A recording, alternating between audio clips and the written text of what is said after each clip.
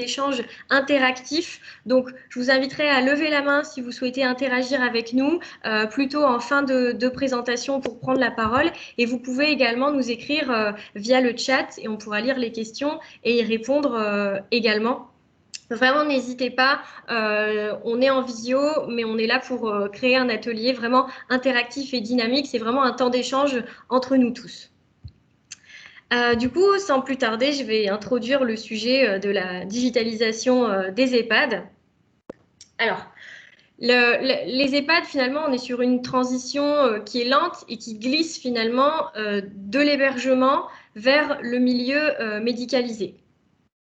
Sur la slide suivante, vous allez voir, le constat, c'est que en 2030, les générations du baby-boom arriveront à l'âge de 85 ans, qui est l'âge moyen d'entrée en établissement d'hébergement pour personnes âgées dépendantes, et les résidents d'EHPAD arrivent finalement sur ces établissements de plus en plus âgés et avec des pathologies de plus en plus lourdes ou multiples, voire cumulent les deux. Aujourd'hui, donc, l'arrivée des personnes en institution est plus tardive et avec des situations de dépendance assez fortes. Donc, 85 ans pour l'âge d'arrivée moyen en EHPAD. La durée médiane du séjour, elle a perdu 6 mois en 10 ans et elle est maintenant de 2 ans et 7 mois. Et donc, des pathologies multiples, comme je le disais. En moyenne, on a quand même 8 pathologies par résident. Dans 55% des cas, c'est de la démence. Dans 48% des cas, c'est des troubles du comportement. Et dans 38% des cas, ce sont des états dépressifs. On a également une évolution du JMP qui est à la hausse, donc du GIR moyen pondéré, qui passe d'environ 680 points en 2010 à plus de 720 points en 2017. Donc on a vraiment un glissement du profil des résidents et qui amène finalement l'EHPAD à avoir recours à des nouvelles solutions pour répondre à ce degré de dépendance plus élevé. Et finalement, les EHPAD sont confrontés à leur propre transformation avec l'arrivée nécessaire de solutions qui sont donc plus médicalisées, technologiques et connectées. On peut citer de la détection de chute, de l'alerte en cas de fugue, de la géolocalisation, du suivi connecté, par exemple, de l'hydratation, des tablettes aussi numériques pour seniors, plus pour inciter sur le lien social avec l'extérieur de l'établissement, des lits connectés. Bref, l'adoption de ces solutions, elle apparaît indispensable, mais sous réserve qu'il y ait une offre qui soit qualifiée, qui soit accessible économiquement, mais également conforme à des enjeux sécuritaires et réglementaires. Et finalement, cette transition vers la technologie et la digitalisation, elle est porteuse d'espoir, mais aussi d'appréhension. L'apport de ces technologies, il peut être source de progrès et significatif pour la structure, mais il y a des conditions de la réussite. Ces conditions, ça va être d'amener finalement la conduite du changement dans l'établissement pour se familiariser à ces nouveaux outils, à ces nouveaux modes de fonctionnement. Et ça représente vraiment un défi majeur, notamment en termes d'organisation et aussi de fonctionnement. Alors ensuite, les enjeux de la digitalisation. L'enjeu de la technologie pour la gestion du grand âge, c'est quelque chose de très actuel. Et il est d'autant plus d'actualité que le plan d'investissement qui est destiné à transformer l'offre d'hébergement des personnes âgées, qui a été annoncé lors du Ségur de la santé cet été, prévoit 600 millions d'euros les 5 prochaines années pour développer le numérique dans le médico-social. Alors, finalement, le premier enjeu, ça va être d'améliorer la traçabilité et aussi, par la même occasion, la qualité des soins. On distingue deux axes sur la digitalisation. D'un côté, l'enjeu de la prise en charge et du soin.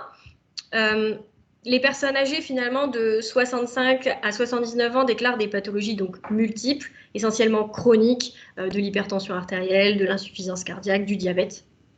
Et celles-ci, elles vont nécessiter une prise en charge de plus en plus coordonnée, ouverte sur l'extérieur, du maintien à domicile avec la médecine de ville, avec les MCO, les SSR, l'HAD, l'EHPAD et ou encore la télémédecine. Et tout ça va graviter finalement autour du résident pour apporter une réponse sur mesure à son besoin de soins. Et une réorganisation de notre système de santé vers une logique de parcours de soins intégrés est à envisager, qui sera corrélée à des indicateurs de performance de l'accompagnement aux soins. Et pour répondre à cet enjeu, l'innovation technologique, elle a vraiment une place toute particulière dans la digitalisation. Et cette digitalisation, elle se dessine déjà dans le cadre de la stratégie nationale de santé 2018-2022. Sur la slide suivante, le deuxième enjeu, c'est l'amélioration de la qualité de vie des résidents. Ça, c'est un autre enjeu majeur. En moyenne, comme je l'ai dit tout à l'heure, l'âge d'arrivée en EHPAD, c'est 85 ans et le futur résident présente donc 8 pathologies en moyenne. Dans 57% des cas, il est quand même en situation de forte dépendance, avec, donc, comme je l'ai dit tout à l'heure, la démence, des troubles du comportement, des états dépressifs. C'est vraiment une réalité médicale qui requiert finalement une prise en charge qui soit le plus individualisée possible du résident, qui soit aussi structurante en termes de gestion des ressources humaines. Comment on peut y répondre finalement? On peut citer par exemple l'arrivée de la télémédecine qui va aider à prendre en main des situations non urgente, de manière plus souple, plus flexible et qui participera finalement à l'optimisation de la ressource humaine au sein de l'établissement. Sur la slide suivante, le troisième enjeu que je voulais vous présenter, c'était finalement de faire adhérer à ce virage du numérique. Les enjeux humains et financiers, ce sont des enjeux qui doivent être intégrés très tôt dans le cadre d'une stratégie de transformation digitale. Là, on a une pression qui est assez énorme sur le personnel de l'EHPAD à cause de cette situation médicale et de ce basculement un peu de profil de résidents de plus en plus dépendants. Et donc, la digitalisation, ça doit être pensé et mis en œuvre dans l'objectif finalement d'améliorer les conditions de travail des aidants professionnels. Et l'idée, ça va être de les décharger au maximum de toutes les contraintes administratives pour leur permettre finalement de se concentrer davantage sur le soin et l'accompagnement procuré aux résidents. Les deux conditions pour ça de la réussite, c'est vraiment d'accompagner les professionnels dans le changement de leurs pratiques et aussi, et ça c'est très important, de les former, de prendre ce temps de les former à l'utilisation optimale de ces outils numériques, puisque sinon la valeur ajoutée, gain de temps, elle se perd face à une mauvaise utilisation de l'outil qui finalement fait perdre plus de temps que si on ne l'avait pas mis en place. Sur la slide suivante, le quatrième enjeu, c'est les aides à l'investissement. Sur les EHPAD, en fait, pèsent vraiment des contraintes financières qui sont assez fortes. Historiquement, les EHPAD ne sont pas particulièrement dotés d'énormément de moyens pour s'équiper. Ils sont historiquement quand même assez sous-financés. Et le secteur du grand âge de manière générale, que ce soit les EHPAD, que ce soit les résidences autonomie, les SIAD, les SAD, ils ont finalement, on peut faire le constat qu'il y a un vrai retard finalement d'investissement et d'équipement dans ces nouvelles technologies. Alors il n'y a pas que la raison budgétaire, il y a peut-être aussi une petite résistance des professionnels qui peut-être n'acceptent pas forcément l'arrivée de ces technologies, etc. Il y a plein de raisons et ce n'est pas l'unique raison, mais en tout cas on a l'aspect financier qui est important dans cette notion-là. On a quand même plus de 40% des EHPAD publics qui sont déficitaires et 11% d'entre eux qui ont une capacité d'autofinancement qui est négative. Alors c'est compliqué pour elles d'adopter et d'investir dans ces nouvelles technologies, qui pourtant est un facteur de progrès, puisqu'on va aider les professionnels de la structure à dégager plus de temps d'accompagnement au bénéfice des résidents. Alors, on a l'UGAP, qui est l'Union des groupements d'achat public, qui s'inscrit dans cette logique et qui fait progressivement émerger au sein de son offre des produits et des services innovants proposés majoritairement par de nombreuses startups de la Silver Economy et qui les met en avant et qui va permettre que ces startups puissent proposer une offre qui soit adaptée et variée, qui soit conforme aux enjeux sécuritaires et réglementaires, avec des solutions financières innovantes pour répondre aux besoins des EHPAD et leur permettre d'investir dans ces technologies. Elle couvre une présence sur l'ensemble du territoire pour que chacun puisse trouver l'innovation qui va bien et qui est à proximité de son établissement et y avoir recours, et le déploiement d'une politique active en matière d'innovation avec tous les acteurs qui gravitent autour, que ce soit à l'échelle locale ou à l'échelle nationale. Donc, l'investissement, c'est vraiment un enjeu côté EHPAD. Et les technologies du numérique, elles vont permettre, par une meilleure prise en charge, par un gain de temps, par la prévention, par exemple, prévention des chutes, de faire des économies au niveau de l'EHPAD. Et donc, il y a vraiment un enjeu finalement autour aussi du business model des entreprises qui, elles, vont proposer des solutions. Et finalement, comment convaincre l'acte d'investissement ou d'achat? Finalement, en jouant sur ce levier d'investir pour, in fine, regagner du temps et de l'argent derrière. Sur la prochaine slide, du coup, je vous ai dressé un portrait de ce qu'est un petit peu cette EHPAD 2.0 et des différents champs d'application de la digitalisation des EHPAD. Alors, par exemple, sur le champ de l'animation, du divertissement, on peut avoir recours à la réalité virtuelle, qui est un peu aussi à mi-chemin avec le soin, puisque là, on peut avoir du maintien, du maintien des capacités cognitives.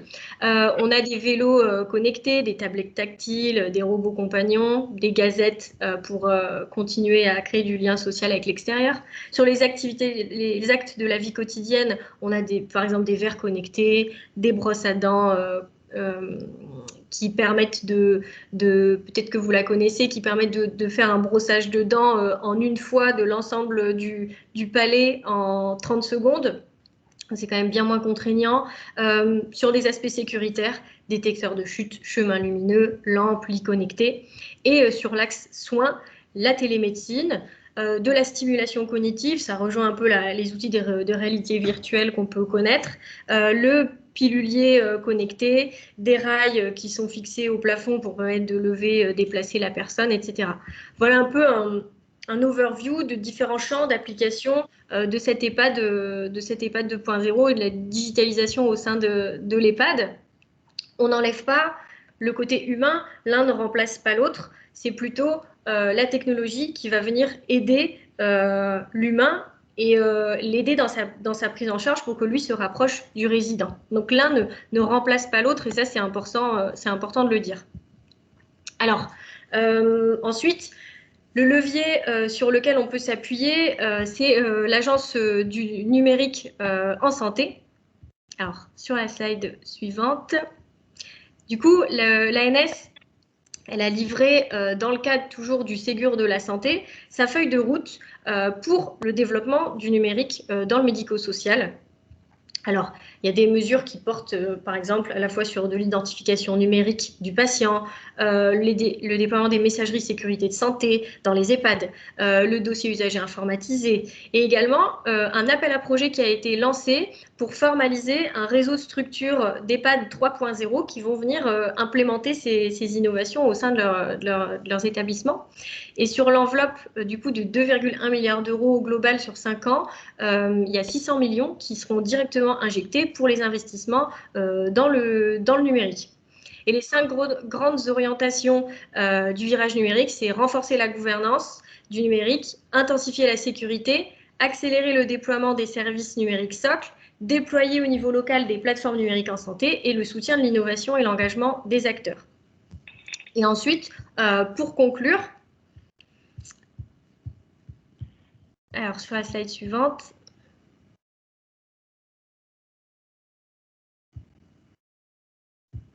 alors, le défi finalement de la digitalisation qui est à relever, d'abord, la digitalisation, comme je l'ai dit tout à l'heure, c'est vraiment une source avant tout de progrès significatif pour les établissements. Il a vraiment sa place, il ne va pas remplacer l'humain et il va solutionner de nombreuses problématiques. Ça va soulager les professionnels et placer le résident au cœur des accompagnements.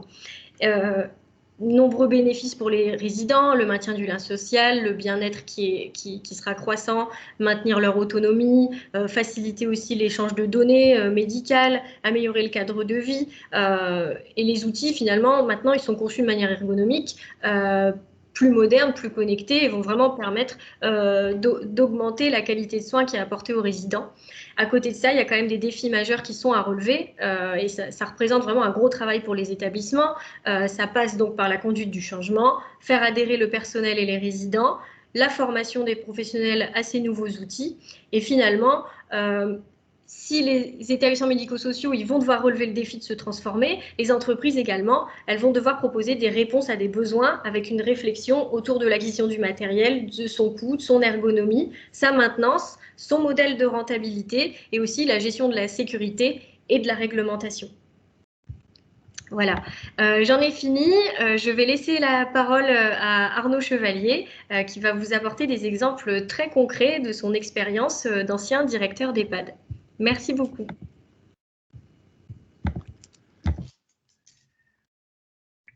Alors c'est parti, bonjour, bonjour à tous, merci Alexandra pour cette présentation, merci aussi Santé et Comarch d'avoir pensé à moi pour intervenir. Donc aujourd'hui je vais vous parler de la digitalisation des EHPAD. Juste avant, un petit rappel, donc mon parcours, pourquoi je suis là. Donc après avoir été directeur d'EHPAD pendant 8 ans sur l'île et en région Champagne-Ardenne, j'ai eu envie de construire en fait un outil qui me manquait et travailler même sur l'ensemble des outils digitaux qui peuvent nous manquer au quotidien dans les EHPAD. Donc aujourd'hui, j'ai rejoint un cabinet d'expertise comptable qui s'appelle Dynamétrie, à Marquette-les-Lilles, et qui propose une solution de connexion de l'ensemble des bases de données des établissements afin d'avoir des tableaux de bord qui se remplissent, qui se complètent automatiquement. Donc on arrête de galérer avec nos tableaux Excel et on se concentre sur l'analyse pour ensuite passer à l'action. Voilà, j'ai quelques activités aussi annexes comme de la formation pour les établissements, des enseignements, quelques cours à ILIS, un podcast qui me permet de rester en contact avec les établissements, avec les équipes et avec les directions. Alors, pour commencer, je vais d'abord parler un peu de vous, des directeurs. En temps normal, diriger un EHPAD, c'est articuler un certain nombre de contraintes, vous le savez bien. Voilà, c'est une image qui m'a toujours beaucoup parlé pour définir le métier de directeur d'EHPAD. Donc il y a beaucoup de choses, mais si on pouvait résumer en quelques mots, c'est d'abord convaincre des résidents, les futurs résidents, de venir vivre en EHPAD, quand on sait qu'en France, les Français souhaitent vieillir chez eux. Donc premier défi. Recruter, former, mobiliser une équipe 7 jours sur 7, 24 heures sur 24, c'est aussi un sacré challenge. Évidemment, apporter le meilleur accompagnement possible, mais comme l'a dit Alexandra, avec des moyens le plus souvent limités. Pas toujours, mais ça arrive quand même. Et voilà, pour couronner un peu le tout, c'est répondre aux diverses injonctions qu'il peut y avoir, des difficultés du quotidien, des réglementations. Dernière en date qui bouleverse un peu les choses, on a eu le RGPD, mais il y en a beaucoup. Et beaucoup de paradoxes aussi par rapport aux attentes à la fois des personnes, aux exigences et aux attentes de la société et à ce qu'on peut faire concrètement. Donc ça, c'est en temps normal, parce qu'en ce moment, vous avez droit aussi à mettre les résidents à l'écart d'une pandémie mondiale. Donc j'ai emprunté la petite photo de Tom Cruise, parce que je trouve que finalement, lui, ses missions, elles sont peut-être un peu plus simples. Alors, on va parler de la digitalisation. Avant tout ça, alors là, je n'ai pas accès au chat, mais n'hésitez pas à mettre vos commentaires, vos remarques, pour qu'après on puisse en échanger. Donc la digitalisation, pour faire simple, si on devait donner ou retenir une définition la plus simple possible, moi je dirais, donc c'est une définition que j'ai reprise, mais que la digitalisation, c'est un processus ayant pour but de transformer par exemple, un objet, un outil, un métier ou un process. Donc, on va transformer quelque chose en un code informatique dans le but de le remplacer pour gagner en performance. Et il y a cette notion de gagner en performance. Alors, la performance, c'est un terme assez relatif qui veut tout et rien dire. Si on devait clarifier le terme performance, moi, je dirais que c'est l'atteinte des résultats qu'on s'est fixés, de quelle manière on va les atteindre. Et l'objectif, ce sera d'avoir le meilleur résultat par rapport aux objectifs qu'on a pu voir par exemple juste au-dessus, notamment sur l'accompagnement des personnes. Donc l'objectif de la digitalisation, c'est de transformer soit des objets, des outils, des métiers, des process pour gagner en performance. Gagner en performance, ça peut vouloir dire par exemple réduire des coûts, gagner du temps, faire plus au même coût en même temps, avec le même temps. Alors, quelques exemples qui sont là aussi très classiques. Je vous ai mis quelques exemples de digitalisation. Donc, c'est le passage de la monnaie à la carte bancaire, qui permet, par exemple, de simplifier des process. En EHPAD, si vous avez, vous avez encore forcément, on a besoin d'une caisse. Il faut refaire la caisse régulièrement, vérifier, recompter. On peut avoir des écarts, c'est compliqué. L'avantage qu'on peut avoir, par exemple, avec la carte bancaire, en ayant digitalisé l'ensemble du process, à la fois de tenir le compte, de payer, de facturer, de recevoir l'argent, on va simplifier les choses. Ensuite, on a par exemple le courrier, donc la lettre très classique qui devient le mail, et où finalement on peut, avec beaucoup moins d'efforts, produire ou effectuer beaucoup plus d'actions. Idem, la carte routière qui devient le GPS, où on gagne du temps, on gagne en efficacité. Alors ça, c'est quand tout se passe bien, mais voilà, tout n'est pas forcément tout rose. Même si on peut gagner en performance. Alors la digitalisation en EHPAD, déjà quelques constats. Moi, ce que j'ai toujours, quasiment toujours retrouvé et qui m'a quand même souvent perturbé, c'est que on a souvent du matériel qui est insuffisant et souvent dépassé. En tout cas, par rapport à ce qu'on peut avoir dans notre quotidien, par rapport à ce qu'on peut avoir chez nous, c'est quand même assez triste de voir juste la notion du smartphone en fait et de la mobilité, de se dire qu'en fait toute la technologie qu'on peut avoir dans notre poche pour notre quotidien, finalement dans son EHPAD ou une équipe soignante n'aura pas accès au même matériel, à la même technologie pour accomplir une mission qui est pourtant super importante. Ensuite, malgré du matériel, on a des difficultés de connexion. Alors ça peut être par exemple avec un Wi-Fi qui est insuffisant, avec un environnement réseau qui est parfois trop sécurisé et où finalement on n'a pas pu connecter toute l'équipe. Ça peut être aussi un choix, mais je trouve que c'est quand même regrettable parce que souvent, ça peut mettre à l'écart certains professionnels, ce qui est pas bon pour leur implication et leur motivation. On a aussi une défiance des équipes vis-à-vis de la technologie. On a en EHPAD peut-être le fait d'avoir une culture soignante qui est prédominante, qui parfois peut s'opposer à la technologie. J'ai souvent entendu, on m'a souvent dit, vous savez, monsieur, vos trucs, ça ne nous intéresse pas. Nous, on est dans l'humain, on s'occupe des personnes. Donc, vos trucs, on n'en a pas besoin.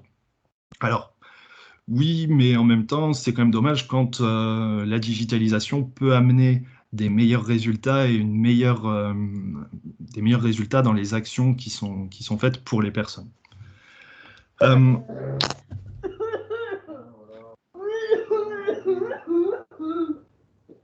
Voilà. Alors, je continue. On a aussi des organisations qui sont complexes, donc d'autant plus difficiles à digitaliser. Un exemple qui me vient en tête, c'est les interactions, par exemple, entre les équipes soignantes et les cuisines.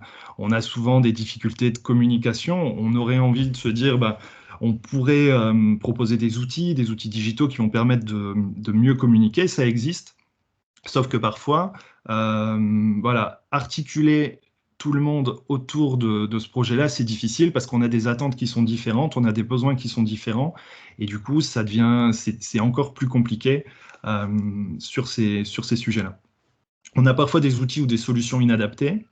Ça veut dire des outils, du matériel, des logiciels qui sont présents, mais qui ne fonctionnent pas ou plus comme ils le devraient, sur lesquels parfois on peut être aussi un peu captif. Mais on ne va pas trop s'arrêter là-dessus.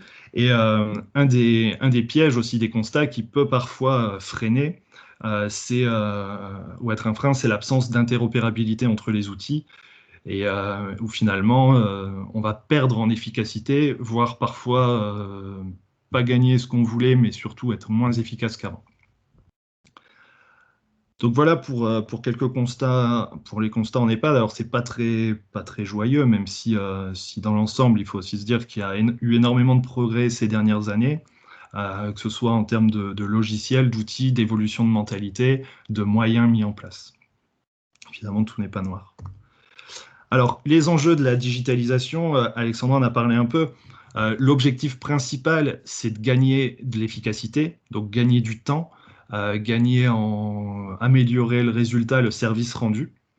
Ça, c'est vraiment la base. Sinon, si on se rend compte qu'on n'a pas au moins un effet positif sur ce sujet-là, en fait, digitaliser, ben, clairement, ça vaut pas le coup. Deuxième enjeu, c'est de mieux répondre à la mission et aux objectifs. Attention parfois de ne pas perdre le sens de ce qu'on doit faire et de ce qu'on veut faire.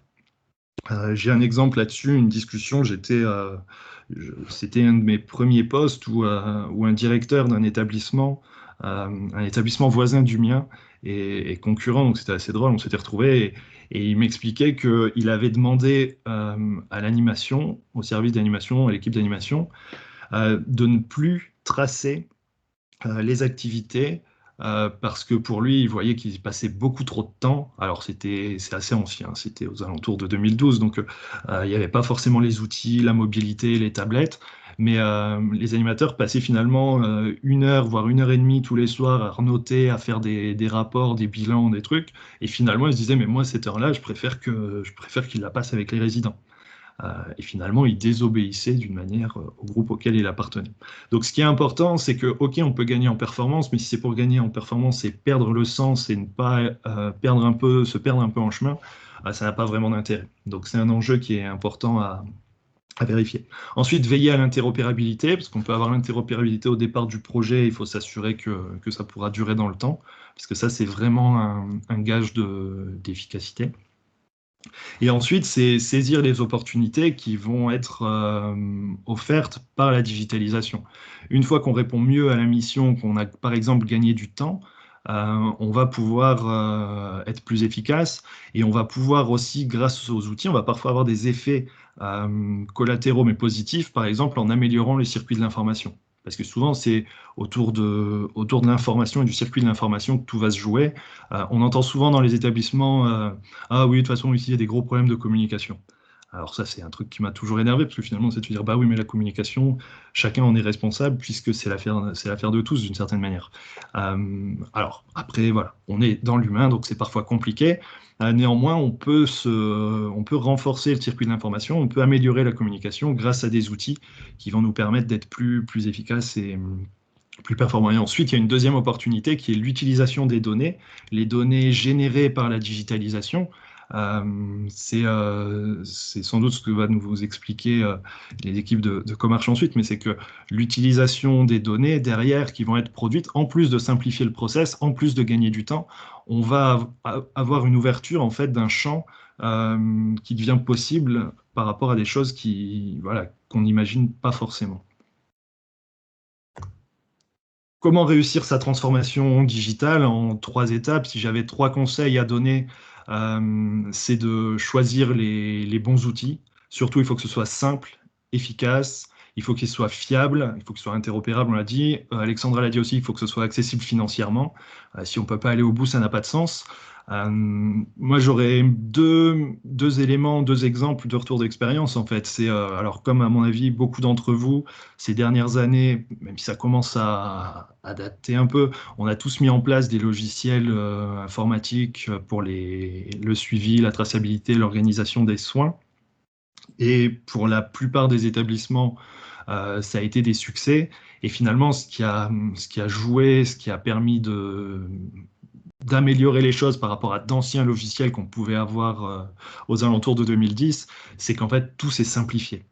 Alors les équipes se sont aussi habituées et surtout personnellement en fait, hein, avec l'arrivée des tablettes, des smartphones, mais sont beaucoup plus ouvertes à la technologie, à la digitalisation, mais malgré tout, voilà, il faut que les outils soient simples et c'est, je pense, le changement qu'il y a pu avoir aux alentours de 2012 avec les nouveaux logiciels de soins, des nouvelles versions qui ont permis vraiment d'être adoptés par les établissements. Ensuite, un deuxième conseil, ce serait c'est même pas un conseil, c'est obligatoire. Il faut réussir la conduite du changement, parce que même l'outil le plus simple, si on le met juste dans les mains des équipes en disant bah voilà, ça marche, c'est simple, débrouillez-vous, c'est garanti que ça marchera pas. Donc il faut l'anticiper, il faut prévoir, il faut organiser, il faut voilà, mettre en place l'ensemble des étapes d'une conduite de changement efficace avec beaucoup de communication, de l'accompagnement, du retour d'expérience, être réactif sur les difficultés et former énormément. Ensuite, un troisième conseil, donc qui revient un peu sur ce qu'on s'est dit, ce que je vous ai dit sur la diapo précédente, mais c'est de veiller toujours à ce que la digitalisation serve la mission et pas l'inverse. C'est l'exemple de l'animation, tracé pour tracer, ça sert pas à grand chose. C'est vraiment garder le sens et le but en tête, d'autant que ça permettra de, c'est ça qui va en fait permettre de mobiliser et de convaincre les équipes. Si elles sentent pas que ça va vraiment leur apporter quelque chose dans leur quotidien, que ça va vraiment améliorer leur métier, ben en fait ils vont pas l'utiliser quoi. Ils y verront pas l'intérêt, ils le feront pas, ils trouveront diverses raisons et excuses pour pas utiliser. Et voilà. Du coup, sur la notion d'exemple et de retour d'expérience. Il y a de ça. Alors, c'était sur mon dernier établissement, on avait mis en place un logiciel qu'on avait développé nous-mêmes d'une manière un peu artisanale pour tracer le ménage, en fait. Notre problématique, c'était de se rendre compte que parfois, des chambres qui étaient nettoyées le matin allaient être renettoyées l'après-midi et que, du coup, aux dépens de certaines chambres qui n'avaient pas été lavées le matin, enfin, qui devaient être lavées l'après-midi. Et du coup, c'est vraiment dommage. Le classeur assez classique de traçabilité n'était pas suffisant. On a mis en place une appli qui permettait juste de cocher j'ai fait cette chambre, ça lançait un chrono, elle était verte pendant 24 heures, elle devenait en rouge au bout de 24 heures. C'était plutôt simple, c'était efficace. Par contre, c'était pas tellement fiable juste sur la question de la connexion. Parce que bah, pour des soucis de sécurité, entre guillemets, on avait mis en place des mots de passe compliqués et à partir de là, bah, pour les équipes, c'était compliqué de retenir un mot de passe, de se connecter, parfois de devoir se reconnecter. Et du coup, bah, ça n'a jamais été vraiment utilisé et ça a été un échec. Voilà. Et puis bon, après, au niveau de la conduite du changement, forcément, ça a été aussi un peu perçu comme une notion de flicage. Je vous remercie, je vais regarder s'il y a des questions. Je vous remercie de votre attention.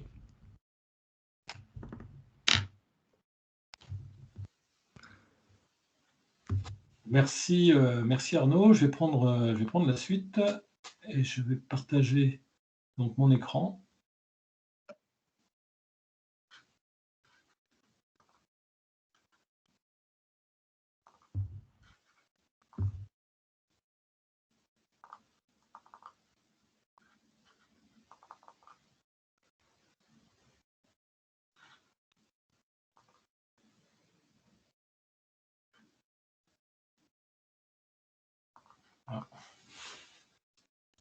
Alors, on ne voit pas encore votre écran. Oui, j'ai un problème, un problème avec Google Chrome qui ne répond pas. Ce qui est bien, c'est que vous continuez à m'entendre. Oui, je vous entends.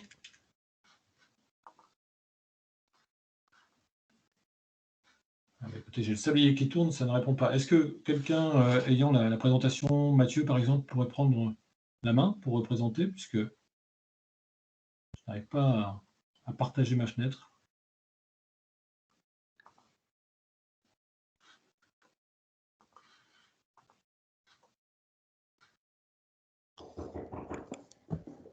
Alors, je regarde dans 5 minutes, Bruno. J'arrive, à tout de suite.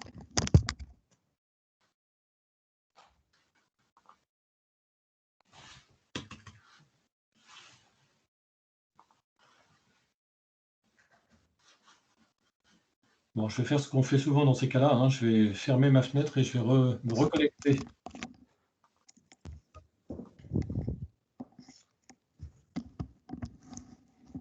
Peut-être le temps que nos amis de Comarch se reconnectent, Est-ce que au niveau des deux présentations que vous avez eu l'occasion de voir, et puis les enjeux qui ont été présentés par Alexandra, et puis les retours d'expérience qui ont été proposés par Arnaud, est-ce que au niveau des personnes présentes, notamment ceux qui sont plutôt côté établissement, est-ce qu'il y a des retours? Est-ce que vous êtes plutôt en phase? Est-ce que vous avez une question peut-être à leur poser pour animer un petit peu la session, le temps que Bruno puisse se reconnecter et nous rejoindre?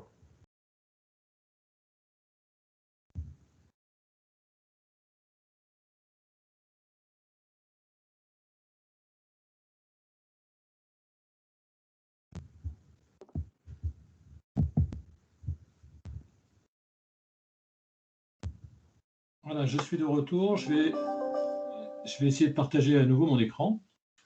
Je l'ai partagé déjà. Ah, c'est bon, c'est bon. Ah, c'est bon, Ah. d'accord. Ah, Ok. Désolé pour ce petit incident technique. Parfait, c'est à vous, allez-y. Donc, je me présente, je suis Bruno Hamelin, je suis directeur de mission e-santé chez Comarch. Donc, mon rôle, c'est de faire la promotion des solutions digitales du groupe Comarch dédié à la santé et également de recueillir les besoins et de faire le lien avec les équipes de R&D, de recherche et développement, afin de définir avec eux les orientations de nos solutions et les roadmaps. Donc pour la partie présentation de Comarch, Oui. je vais t'assister non pas de Mathieu, mais de Vincent Massman, qui Tout à fait. Donc, Vincent Messman, donc moi je suis le business developer sur la partie e-santé, voilà, tout ce qui est télémédecine chez Comarch. Donc, on va pouvoir, je vais commencer moi par la présentation du coup du groupe. Donc, ce qu'il faut savoir, donc, c'est que Comarch est à la fois éditeur, intégrateur et hébergeur.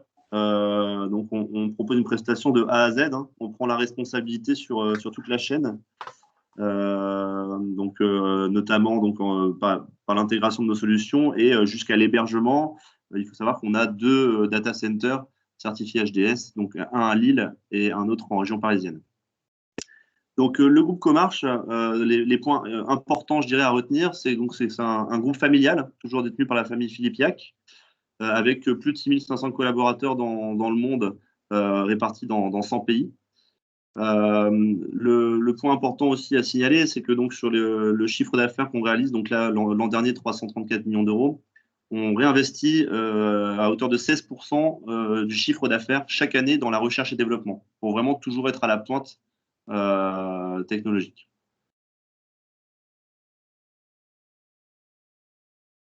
Donc voilà, vous pouvez voir un petit peu les différentes activités que nous proposons chez Comarch. Il faut savoir qu'à la base, nous venons donc des télécoms. Et le point aussi important à noter, c'est que on a une activité IoT avec notre propre chaîne de fabrication en Pologne d'IoT.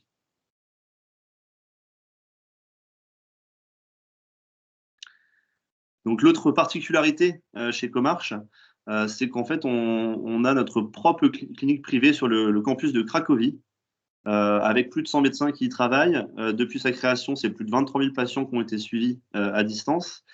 Et en fait, le gros intérêt que ça représente, c'est qu'on peut tester nos solutions directement avec à la fois les médecins et les patients pour ajuster la solution et qu'elle réponde au mieux aux attentes et aux besoins identifiés. Donc, Comarch Healthcare, c'est plus de 100 millions d'euros investis en recherche et développement depuis sa création et 650 personnes qui y travaillent.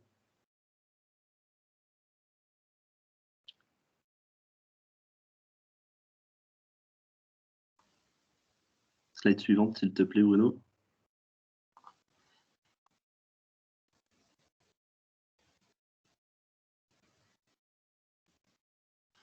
Donc pour la santé, on a un portefeuille de différents types de solutions qui vont donc de la gestion d'établissement en passant par le télésuivi, la télésurveillance, des solutions de téléconsultation également, donc les objets connectés, hein, les IoT, la gestion d'intervention, et puis bien, comme je vous le disais tout à l'heure, l'hébergement de données de santé sur nos deux data centers certifiés HDS.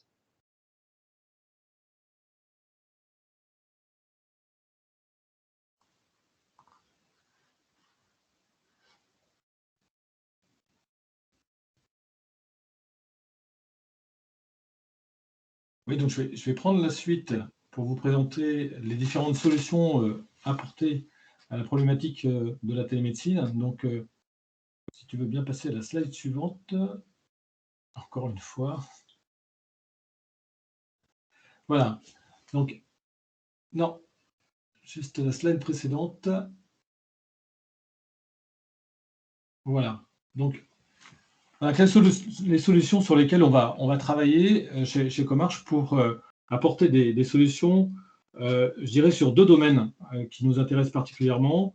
D'une part, la sécurité, la gestion du risque, et deuxièmement, le soin à distance, de la télémédecine. Les objectifs étant ce qu'on va rechercher, hein, comme le disait l'intervenant précédent, Arnaud, c'est de maximiser le temps utile auprès du patient, auprès du résident. Alors, on va avoir toute une gamme de solutions qui vont nous permettre de construire des solutions digitales. On va travailler sur les objets connectés. Alors, les objets connectés, ce sont des dispositifs qui sont aujourd'hui de plus en plus sophistiqués, qui permettent de suivre des données à distance, de récupérer de l'information, et qui disposent même pour certains d'intelligence artificielle embarquée. Donc on a tout un ensemble d'objets connectés qu'on peut utiliser, qu'on peut exploiter. On va parler aussi de smart metering. Alors le smart metering, qu'est-ce que c'est? C'est la possibilité de capter des signaux faibles et de récupérer toute une masse d'informations qui va nous permettre d'identifier des problèmes. Alors les signaux faibles ça va être par exemple l'usage des interrupteurs dans une habitation, ça va être l'usage des robinets, par exemple, également. Et toute cette information va nous permettre de définir un comportement moyen d'une personne, par exemple, et d'identifier des écarts qui vont nous permettre d'envoyer des alertes. Voilà, c'est ça le smart metering. C'est cette capacité qu'on a maintenant de positionner des capteurs. Alors, ce sont des petits capteurs qu'on va positionner de manière très très simple dans les habitats ou dans un établissement et qui vont nous permettre de récupérer de l'information. On va également toute cette information la collecter, la rassembler, l'analyser, la diffuser, la publier sur une plateforme qui est une plateforme hébergée dans notre data center à Lille. Donc c'est un data center qui est l'agrément hébergeur de données de santé. Donc les données sont complètement sécurisées. On offre donc des portails qui permettent aux professionnels de santé, aux équipes, de se connecter et de suivre l'activité des patients, d'avoir des informations également sur les objets connectés eux-mêmes, le tout à distance et de manière complètement sécurisée. Et enfin, on va proposer des solutions de téléconsultation, de télémédecine, avec l'assemblage d'un ensemble de dispositifs qui vont permettre de réaliser ce qu'on appelle une téléconsultation augmentée, c'est-à-dire qu'on va pouvoir rentrer en vidéoconférence avec le médecin, mais également en temps réel, lui remonter des informations sur les constantes qu'on va prendre au chevet du patient. Donc l'ensemble de ces outils, nous mettons au service des acteurs de la santé et du bien vieillir. Slide suivante. Alors, je vous présente ici l'éventail de solutions. Alors, ce sont des IoT. IoT, c'est l'Internet des objets. Internet j'ai perdu le terme. Of Things. Voilà, of Things. Internet of Things. Donc, c'est l'Internet des objets qui permet aujourd'hui, grâce au monde connecté dans lequel nous vivons, de récupérer de l'information à distance et de réaliser un grand nombre d'opérations sans être présent sur le site. Alors, comme le précisait Vincent à l'instant, Comarch dispose d'un laboratoire IoT et d'une ligne de production complète, ce qui nous permet de maîtriser complètement tout le cycle de fabrication et de réaliser dès la conception nos propres choix, de tenir compte également des remontées de nos clients pour adapter nos produits. Donc nous veillons à toujours être très à l'écoute des clients pour réaliser des produits les plus simples possibles, les plus ergonomiques possibles, et qui répondent bien au contexte dans lequel on souhaite les positionner. Alors, quelques exemples, ça sont des IoT donc, produits et entièrement conçus par Comarch. Les trois sur la gauche, ce sont des dispositifs qui vont plutôt rentrer dans le domaine de la cardiologie. Avec complètement à gauche, vous avez une cardio-vest. Alors, c'est un dispositif qui permet de suivre un patient pendant une longue durée, par exemple sur une trentaine de jours. Et donc, c'est une veste qui a été conçue pour être facile à porter, facile à mettre et à porter, à porter constamment sous les vêtements. Donc, elle est en tissu, elle dispose de 4 électrodes et d'un petit émetteur qui fait office également de batterie, qu'on va changer tous les 24 heures et qu'on va donc intervertir avec un second émetteur en batterie, et ce qui va permettre tous les 24 heures de remonter le tracé, donc un tracé sur une longue durée, et qu'on va récupérer dans notre plateforme IKEA. On a ensuite un holter un peu plus classique avec une douzaine de dérivations qui, lui, arrive sur une deuxième version qui va intégrer un bouton d'appel qui permet en cas d'alerte, en cas de problème, le patient peut activer ce bouton d'appel et il va dans ce cas-là transmettre en temps réel les informations au cardiologue qui va pouvoir lui consulter les informations donc, avec une vision qui ira de 20 secondes avant le problème jusqu'à 20 secondes après. On a ensuite un dispositif qui permet de suivre le développement cardiaque du fœtus. Donc ça, c'est pour le suivi de la femme enceinte. Et enfin, un ensemble de bracelets. On arrive aujourd'hui à la troisième génération de bracelets, sur lesquels je vais revenir plus en détail dans les diapositives suivantes. Donc, diapositive suivante, on va zoomer sur le bracelet, puisque c'est quelque chose, et ça on l'a bien vu lors de nos différents échanges avec les directions d'EHPAD, qui peut être extrêmement utile et vous intéresser dans vos établissements. Donc c'est un bracelet qu'on a conçu pour être utilisé par des personnes âgées, donc avec une utilisation extrêmement simple. Vous voyez, il n'y a pas de cadran, c'est 3 boutons uniquement, et c'est un bracelet qui est en fait un concentré de technologie qui va permettre déjà de localiser la personne, à l'intérieur et à l'extérieur. Et là, on va s'appuyer sur de multiples possibilités de localisation. Donc, à l'intérieur des établissements, ça va être une localisation grâce à des capteurs. On appelle ça des beacons, hein, donc des capteurs qui vont être positionnés dans l'établissement et qui vont permettre de savoir exactement où se situe la personne à quelques mètres près.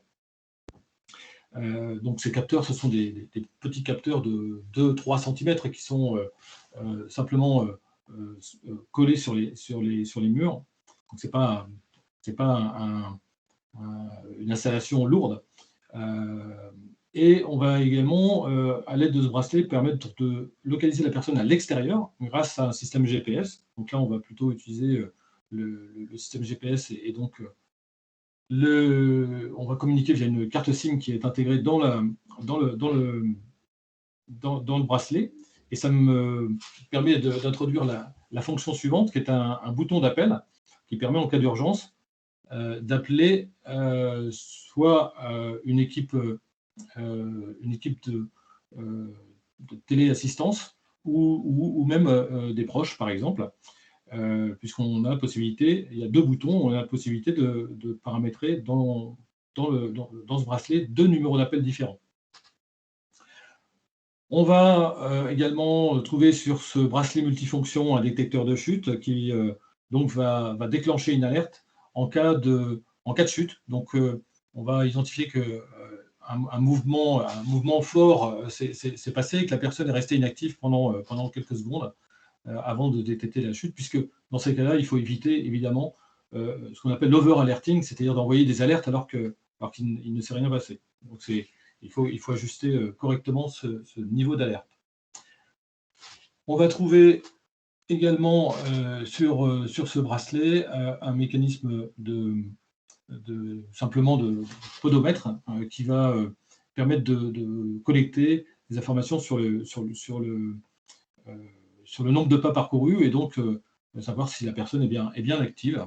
Et on a également la remontée d'informations, la prise de pouls de la personne, donc le rythme cardiaque qui va être également remonté. Ce sont des fonctions qu'on peut trouver sur des montres connectées également.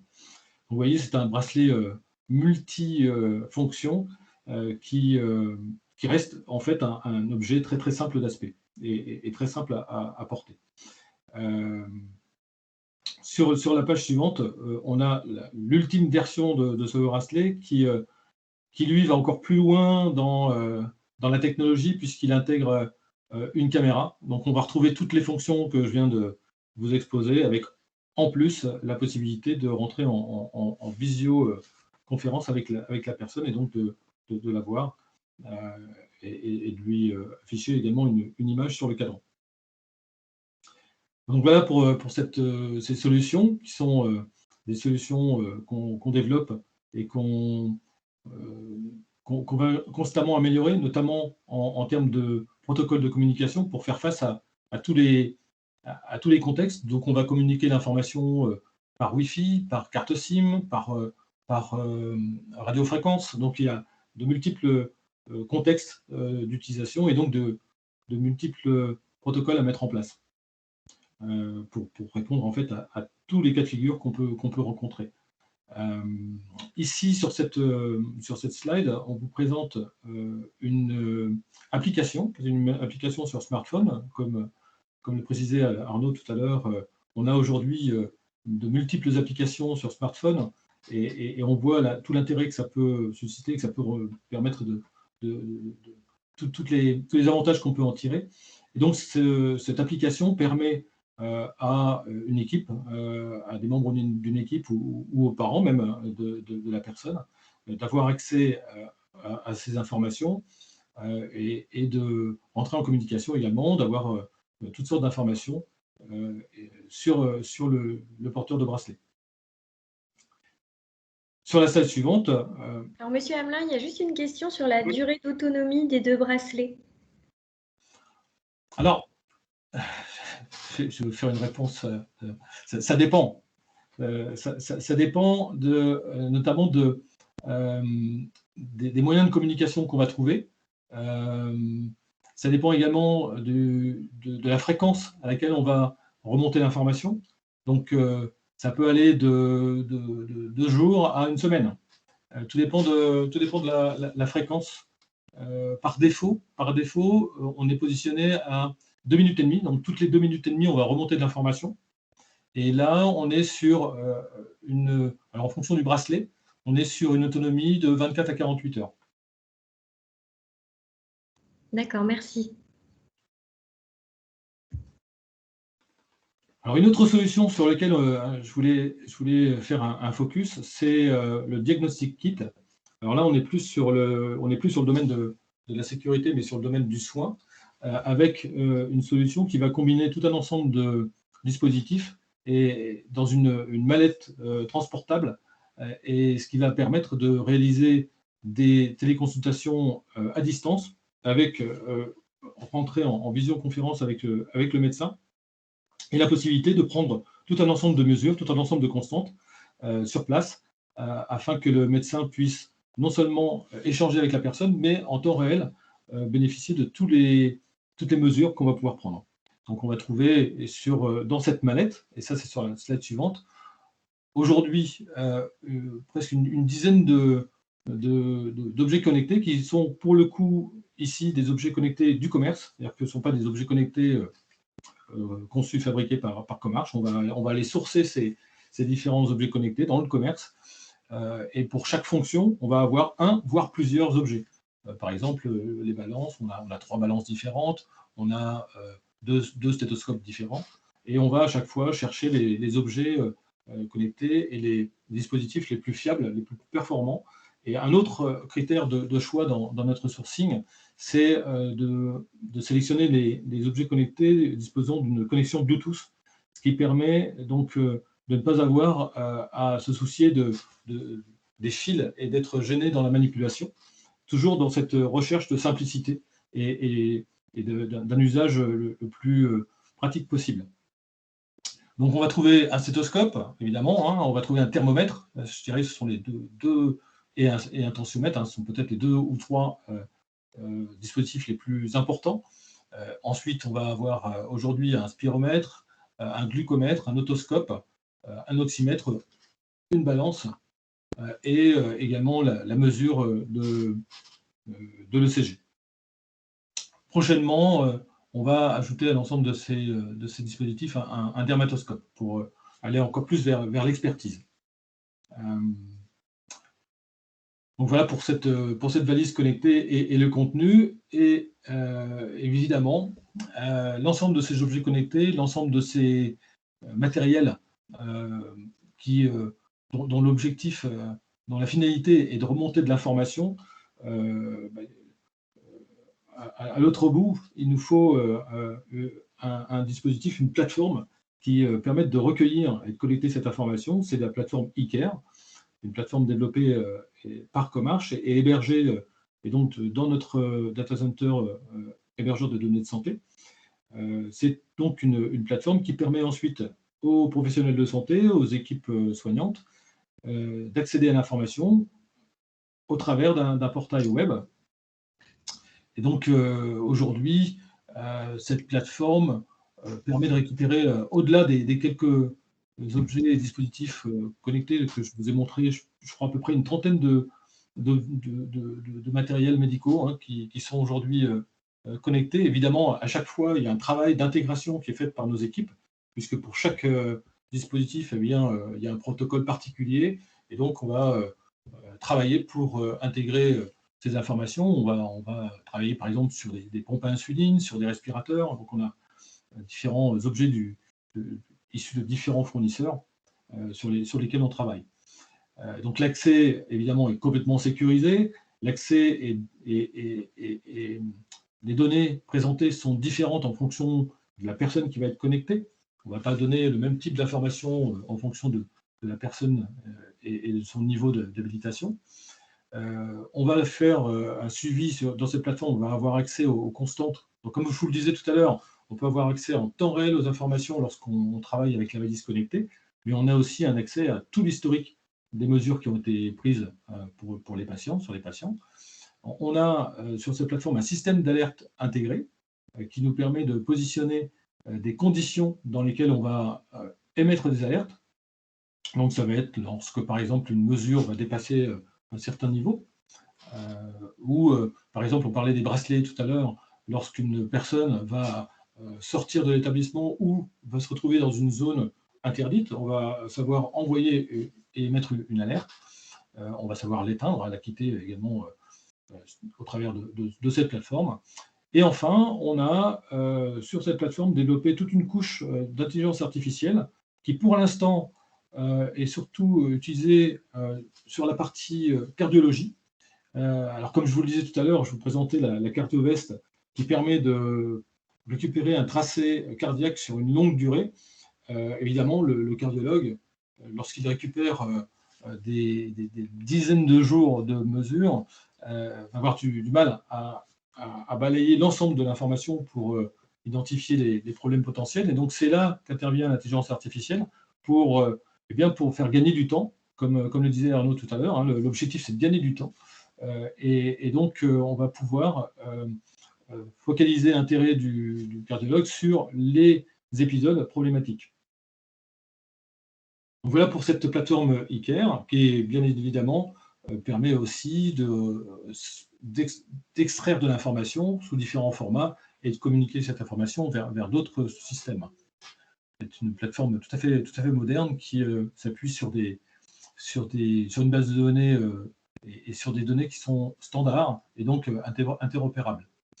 Enfin, pour terminer, je voulais vous présenter un cas d'usage de l'ensemble de ces produits, puisque on a développé donc dans la ville de Słupsk, qui est une ville au nord de la Pologne, un projet depuis à peu près 3 ans. Donc c'est un projet qui a démarré en fin 2018 et qui concerne aujourd'hui à peu près 400 personnes.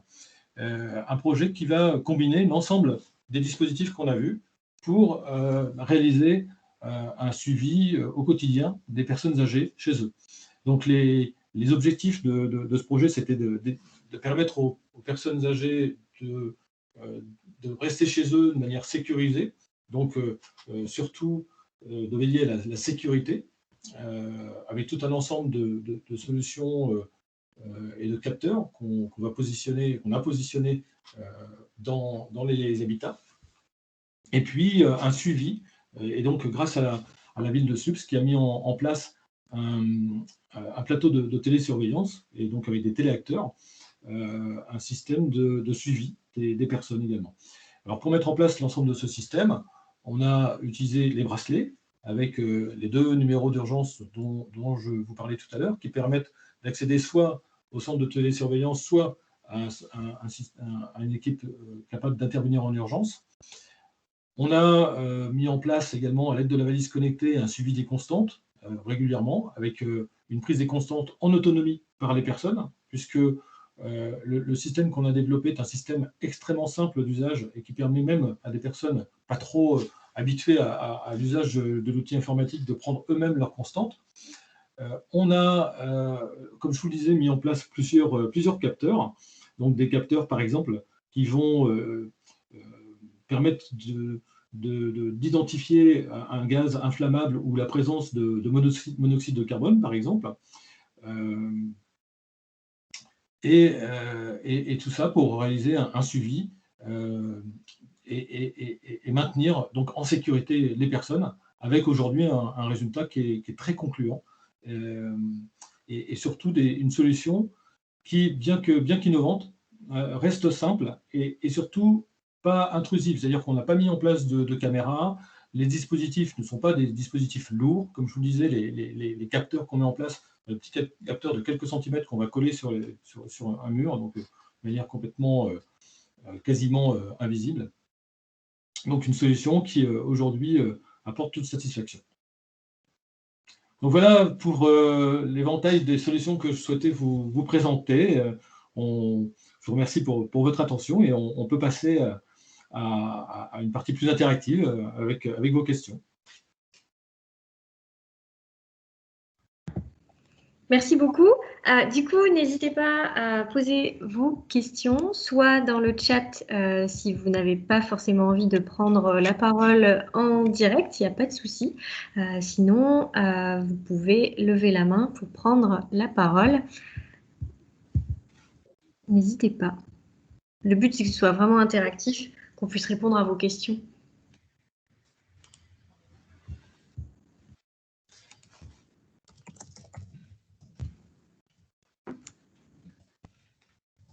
Bon, alors, s'il n'y a pas de questions, moi, j'en ai une. Allez, je me lance.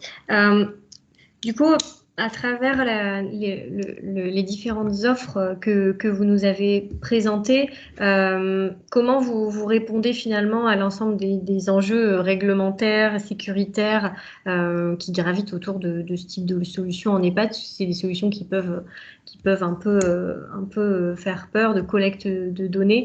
Voilà, comment Comarch assure de répondre à ces enjeux sécuritaires et réglementaires? Alors, tout d'abord,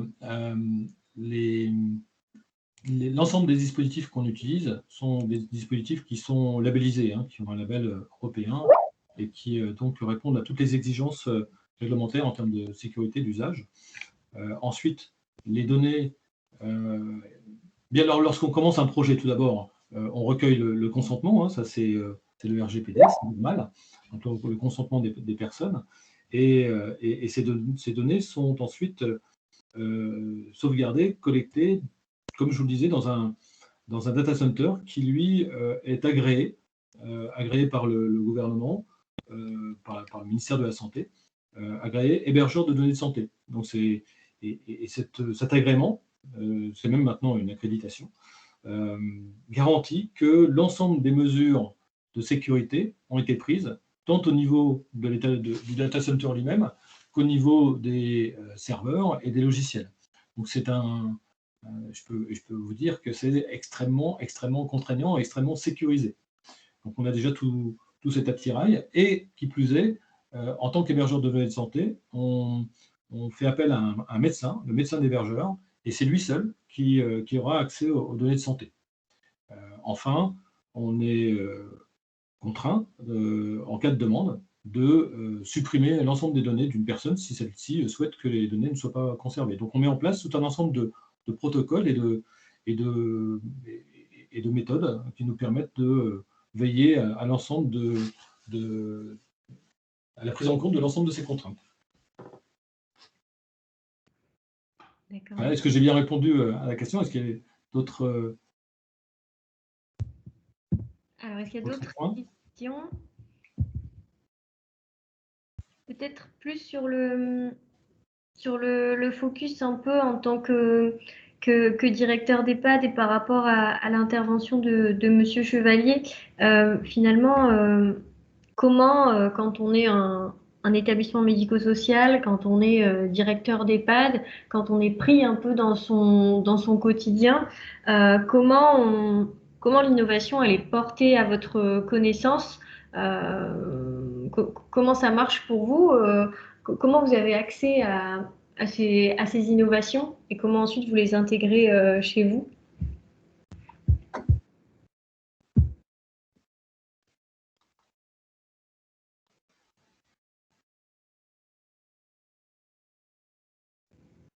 Plutôt du coup pour Monsieur Chevalier. Je pense que c'est très variable en fait, hein. Ça va surtout dépendre de problématiques actuelles, en fait, de problématiques enfin, voilà, liées au contexte de l'établissement qui vont amener soit l'équipe, soit le directeur, enfin voilà, des membres de l'équipe à regarder autour d'eux et à essayer de trouver une solution. Je pense que ça se joue pas mal comme ça. Il y a un effet aussi important, je pense, de bouche à oreille et de recommandations, parce que c'est sûr qu'il y a un investissement à la fois financier, mais aussi et peut-être surtout en temps et en énergie. Et on a besoin de garanties de résultats. Ne serait-ce que pour justifier l'investissement, mais aussi de se dire, voilà, si j'implique tout le monde, si je mobilise les équipes, je ne dois pas les décevoir. Idem pour les résidents et pour les familles, quand on va mettre en place une solution. Voilà, il faut d'abord convaincre et on prend un peu un risque. Et du coup, je pense qu'on a besoin d'être assuré sur pas mal de choses. Et là, du coup, les exemples sont intéressants parce que c'est ça aussi qui va rassurer et qui va permettre de passer à l'action. Et moi, j'aurais une question pour Bruno. On a vu que la plupart là, des outils portent sur de la donnée plutôt de santé, que ce soit sur du matériel médical, quand on est sur de la cardio et tout ça. On est aussi sur des données liées à l'actimétrie, que ce soit les déplacements, que ce soit, bref, les chutes à l'activité. Comment on se positionne, par exemple, sur l'exemple, alors je ne sais pas si on peut comparer les médecins, enfin, comment se positionnent les médecins par rapport à cette nouvelle pratique? Parce que ça, c'est une difficulté qu'on rencontre parfois en EHPAD, et même souvent, c'est à la fois l'absence de temps par exemple, des médecins traitants, quand c'est des médecins traitants extérieurs, des généralistes qui vont intervenir dans l'EHPAD, c'est compliqué. Et par exemple aussi, c'est pas une question d'interopérabilité, mais presque, s'ils doivent utiliser des outils différents dans chaque établissement, comment on va les former en fait? Comment on leur permet d'accéder aux données? Est-ce que c'est la plateforme ou est-ce qu'il y a d'autres options? Alors, je dirais que la période qu'on vient de vivre nous a un petit peu aidé en la matière, puisque effectivement, il y avait une forme de réticence, de méfiance par rapport aux solutions de télémédecine, notamment à la téléconsultation, parce qu'un médecin préfère évidemment toujours voir son patient de visu.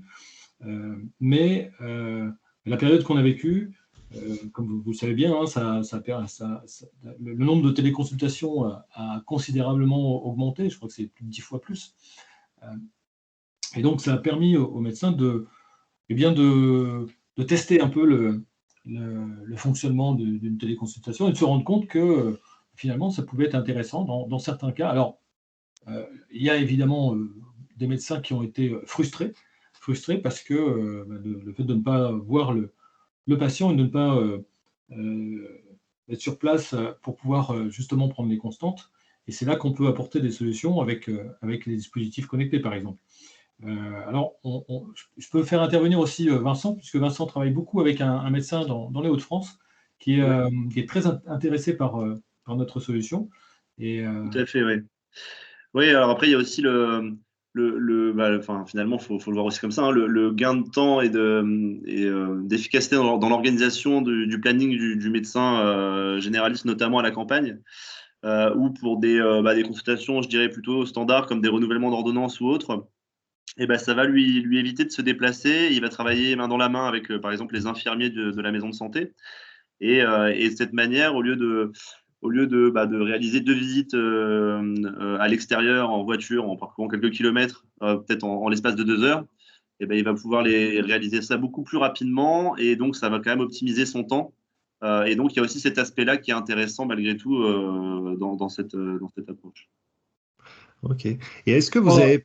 Oui, je crois, Vincent, que tu avais rencontré aussi 2 ou 3 EHPAD qui étaient très intéressés par notre valise connectée, qui était partant pour une expérimentation avec nous. Oui, tout à fait. On va notamment faire un test à l'EHPAD, dans un EHPAD à Lers, justement avec le médecin et les infirmières de cet EHPAD. Donc, ça sera l'occasion de faire un test grandeur nature sur l'utilisation de cette valise en EHPAD. Cool.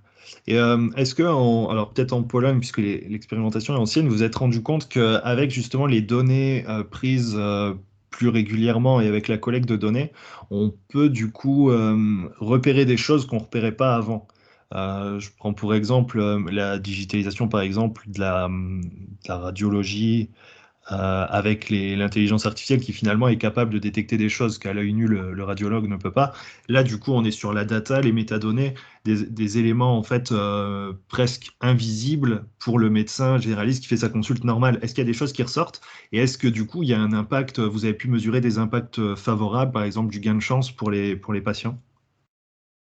Alors sur le projet de SLUPS, il y a eu plusieurs alertes qui ont derrière permis d'intervenir, et donc on s'est rendu compte en effet de l'intérêt de ces capteurs, mais c'était plutôt sur des capteurs de gaz qu'on est intervenu. On n'a pas encore aujourd'hui de retour d'expérience sur des signaux faibles qu'on peut récupérer, hein. C'est par exemple l'usage des interrupteurs dans la maison pour vérifier que la personne se circule bien dans la maison, l'usage des robinets pour vérifier qu'elle utilise bien, qu'elle s'hydrate bien correctement. Et ça, c'est des projets, il y a plusieurs projets européens en cours qui sont encore au stade expérimental, et c'est des projets sur lesquels on est également très très intéressé.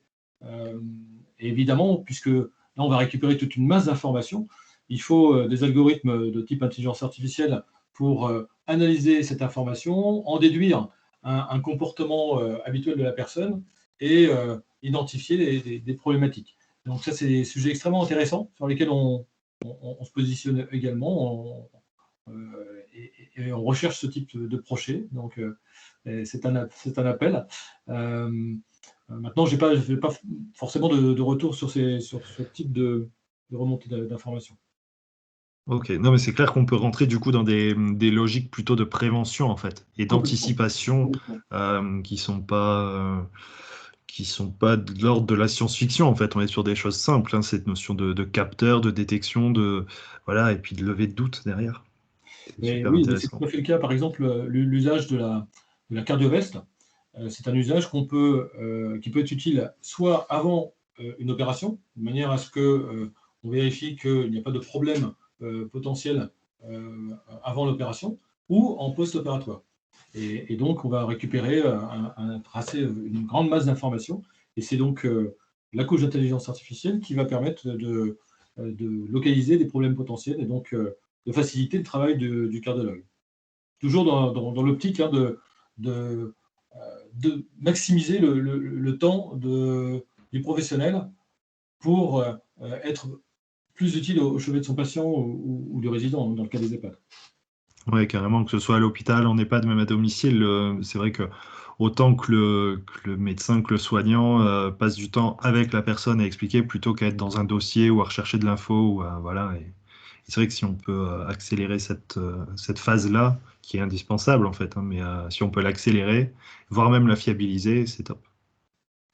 C'est un peu le message qu'on souhaite passer, oui. C'est effectivement, comme vous le disiez, il y a une grande méfiance des professionnels face à ces nouveaux outils, notamment l'intelligence artificielle. Est-ce que je vais être remplacé à terme par un docteur mécanique? Et en fait, non. En fait, non. Ce qu'on cherche à faire et ce qui se développe de plus en plus sont des outils qui vont aider les professionnels à mieux travailler, à travailler plus vite. C'est un support, en fait, une assistance, un accélérateur. Et alors, je ne sais pas si ça peut être d'actualité, mais est-ce que vous prévoyez des liens avec, par exemple, le DMP pour justement le partage? Bien sûr, oui, tout à fait. Alors, ce n'est pas le cas encore aujourd'hui, mais bien évidemment, le DMP n'est pas vraiment prêt. Mais... le DMP, ça sera extrêmement utile de remonter cette information, puisque c'est ensuite une information qui pourra être diffusée et partagée. Ouais, c'est super intéressant parce que le fond de ma pensée, c'est de dire, je discutais un jour avec un médecin du CHR en fait, qui me disait, parce que bon, moi, enfin voilà, c'est pas un problème, mais j'ai le sentiment que, comme peut-être beaucoup de directeurs, souvent quand on parle des EHPAD, c'est toujours en mal. Et là, c'est une discussion qui m'avait marqué parce que c'était un médecin qui disait, non, mais nous, quand on voit arriver un patient qui vient d'un EHPAD, on est content parce qu'il vient avec un dossier de liaison. Et il vient avec on a son dossier médical qui est souvent bien fait, qui est propre et avec de l'info. Et il dit, à partir de là, on peut faire de la médecine parce qu'on a des infos. Et c'est fou parce que du coup, c'est le CHR qui dit ça, de dire souvent les personnes âgées viennent de chez elles et en fait, ben, elles débarquent, elles passent par les urgences. C'était un service de gastro. Elle disait, bah, en fait, on sait rien. On ne sait pas s'il a vraiment des allergies, on connaît rien de ses antécédents. Donc, il dit, bah, en fait, on tâtonne. Et du coup, on a une prise en charge qui est moyenne, en fait. Mais en même temps, c'est parce ils font avec les moyens du bord. Et du coup, ça m'avait marqué parce qu'il disait, bah, en fait, les gens qui viennent des EHPAD, il y a tout un suivi, on sait ce qu'ils ont pris comme médicaments dans la semaine, on sait ce qu'ils ont comme traitement, on connaît leurs antécédents médicaux. Et du coup, on peut être plus efficace plus rapidement. Et du coup, ce qui est intéressant, du coup, par rapport à votre plateforme et le DMP, parce que ouvrir la plateforme à tous les praticiens du CHR, c'est, je pense, mission impossible. Par contre, avoir cette clé d'entrée qui peut être le DMP et la carte vitale, ça peut être super intéressant pour les patients, en fait, que ce soit les résidents, pour les personnes, et même pour les soignants à l'hôpital, d'avoir plus d'infos pour travailler à la fois dans des meilleures conditions et améliorer, là, du coup, le service, quoi, et la santé.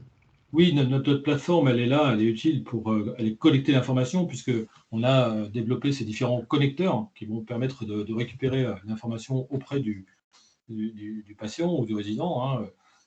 On a également tout le suivi du matériel qui peut se faire au niveau de la plateforme, savoir quels sont les dispositifs, est-ce qu'il reste encore de la batterie. Donc tout ça sont des informations qu'on a sur la plateforme. Et on a des fiches patients qui s'alimentent. Ensuite, cette information, elle peut être diffusée effectivement vers un DMP, par exemple, et permettre au personnel de soignants, aux professionnels, d'avoir accès à cette information. Ouais. Et là, je pense que ça, vraiment, c'est un super levier pour l'amélioration de la sécurité des soins, tout bêtement. Ah oui, complètement, oui. Ouais. Écoutez, est-ce qu'il y a encore des questions? Ou est-ce qu'on a fait le tour? Bon, en tout cas, je pense qu'il n'y a pas d'autres questions. Merci beaucoup pour les présentations qui ont été faites aujourd'hui. Les outils qui ont été présentés par Comarch étaient vraiment fort intéressants. N'hésitez pas, en tant que directeur d'établissement ou en tout cas impliqué dans les ESMS qui participent à ce webinaire, si vous êtes intéressé par les innovations qui ont été présentées, à revenir vers nous pour qu'on puisse vous mettre en contact avec Comarch. Ce serait vraiment un plaisir et c'est le but. On a bien compris finalement les différents enjeux qui tournaient autour de cette digitalisation des EHPAD. Encore une fois, le but, c'est pas de transformer complètement l'EHPAD et de le rendre un peu inhumain et de supprimer l'accompagnement vraiment du personnel soignant, mais vraiment de l'améliorer, de l'upgrader grâce aux nouvelles technologies. Et ça, c'est vraiment important d'insister sur ce point.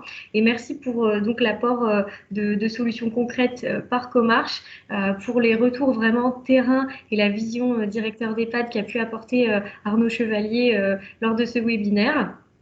Il ne me reste plus qu'à vous remercier de votre attention à tous. Encore une fois, n'hésitez pas à revenir vers nous pour entrer en relation avec Comarch. Je vous souhaite une belle fin de journée. Il y aura la possibilité effectivement d'avoir accès aux présentations d'aujourd'hui. Voilà, n'hésitez pas à revenir vers nous. Bonne fin de journée. Merci Bonne journée à tous. Merci, bonne fin de journée, au revoir. Au revoir. Au revoir. Bonne fin de journée, au revoir.